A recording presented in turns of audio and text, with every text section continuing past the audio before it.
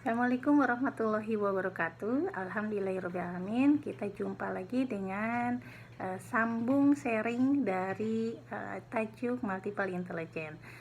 Alhamdulillah, teman-teman yang tadika, taska atau preschoolnya yang memakai kurikulum berasaskan multiple intelligence, insya Allah masih tetap melakukan daily activity yang dikirim baik itu melalui by email atau WhatsApp kepada orang tua.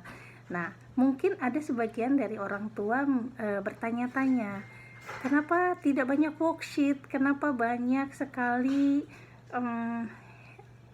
pembelajaran yang langsung learning by doing atau pembelajaran yang melibatkan benda-benda yang ada di rumah. Mungkin itu yang jadi banyak pertanyaan. Kenapa tidak ada banyak worksheet yang bisa diberikan, tidak banyak worksheet yang bisa dibeli di kedai-kedai buku secara umum dan lain sebagainya. Insya Allah kali ini saya akan sharing bagaimana strategi multiple intelligence masih tetap dilakukan di rumah. Kita bisa memakai benda-benda yang ada di rumah dan kita bisa memakai semua bahan ajar atau tool yang tidak mesti kita mendadak membeli di kedai untuk memenuhi semua pembelajaran yang dikirim oleh guru kepada orang tua. Saya pikir cukup untuk bisa memakai media-media atau tool atau benda-benda yang ada di sekitarnya, karena setiap alam ini, setiap lingkungan ini insya Allah adalah benda yang bisa dipakai untuk pembelajaran.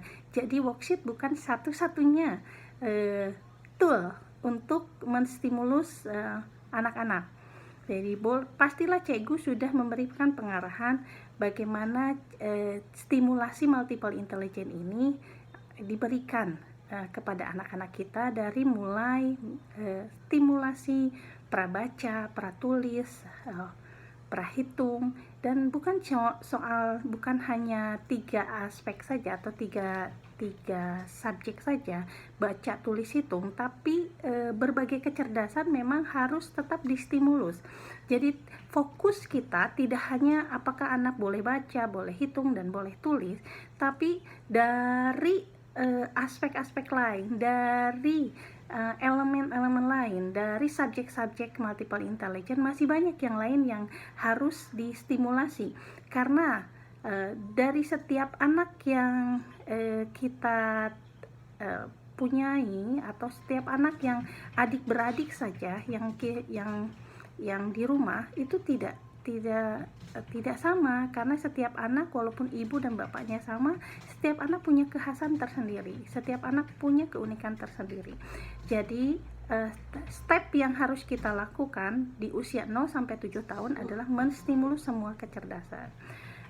Banyak metode yang dipakai untuk menstimulus anak di rumah. Contoh misalnya menstimulus kecerdasan bahasa. Kita bisa memakai benda-benda yang ada di sekitar rumah, mulai dari sesuaikan dengan tema. Misalnya tema sekarang sayur dan buah misalnya.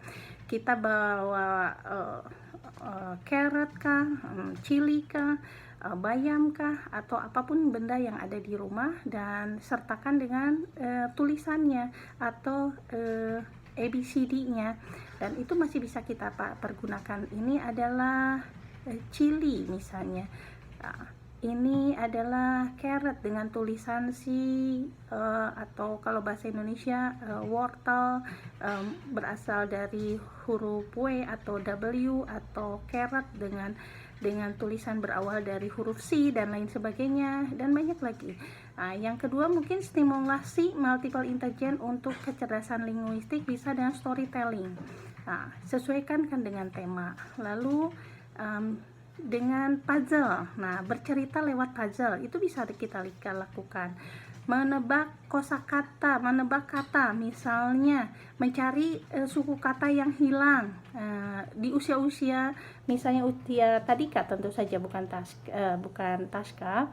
Kita bisa memperlihatkan gambar kuda dengan huruf KEU dan DA-nya tidak ada. Jadi anak harus mencari kata mana yang hilang, yang ditempatkan sehingga kata ini menjadi kuda. Nah, itu adalah stimulasi yang bisa kita lakukan di rumah. Sederhana media ajarnya atau sederhana benda-benda yang bisa kita gunakan. Lalu stimulasi kecerdasan matematika. Kita bisa melihat bahwa setiap anak mungkin ada yang minatnya besar terhadap menulis, membaca, tapi minatnya tidak besar terhadap math misalnya. Dan kita bisa menggunakan pembelajaran math lewat storytelling, lewat cerita. Dan anak yang menyukai visual spasial bisa kita hantar math ini lewat visual. Nah, metode-metode atau strategi pengajaran ini kita bisa mengcombine, dan insya Allah ketika lockdown itu atau learning distance ini menyebabkan atau mempunyai hikmah, orang tua bisa mengenali gaya belajar anak. Anak akan kita kenali kecenderungan mereka menyukai strategi pembelajaran apa untuk memecahkan problem solving setiap subjeknya. Contoh misalnya, secara tidak sengaja mungkin kita telah menstimulus kecerdasan intrapersonalnya atau kecerdasan memahami dirinya lewat berbagai macam stimulus. Nah, contoh misalnya bagaimana kita menstimulus intrapersonal lewat matematika, lewat math, atau lewat bahasa, atau sebaliknya kita menstimulus math lewat interpersonalnya. Jadi banyak cara sehingga orang tua haruslah paham dulu bagaimana strategi multiple intelligence ini bisa dipakai untuk menghantarkan anak-anak mengerti problem solving setiap subjek.